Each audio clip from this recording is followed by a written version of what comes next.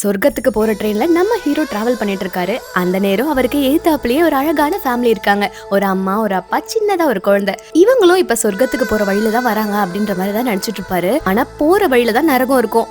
அந்த நரகத்துல இந்த குழந்தையோட அம்மாவையும் அப்பாவையும் இழுத்துக்குது. இதை எதிர்பாராத விதமா பார்த்த ஹீரோ ரொம்பவுமே கஷ்டப்பட்டாரு.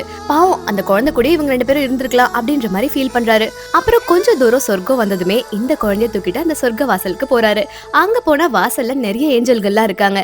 அதுலயும் அழகான ஏஞ்சல் ஒண்ணு வந்து இந்த குழந்தைய வாங்கிக்கிறது மட்டும் இல்லாம அந்த குழந்தையும் அவங்க கிட்ட சந்தோஷமா போகுது. இன்னொரு பக்கம் நரகத்துக்கு போன இந்த அம்மாவும் அப்பாவுமே ரொம்பவுமே கஷ்டப்படுறாங்க.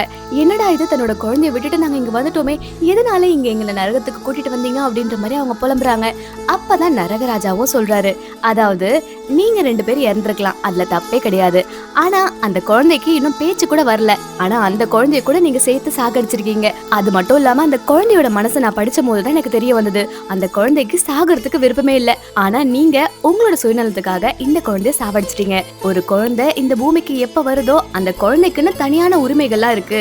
வளர வளர அந்த குழந்தைங்க அந்த உரிமைகளை கேட்கறது தப்பே இல்ல. ஆனா நீங்க தேவையில்லாம உங்களோட சுயநலத்துக்காக இந்த குழந்தைய சாகடிச்சிட்டீங்க. இது எவ்வளவு பெரிய பாவம் தெரியுமா?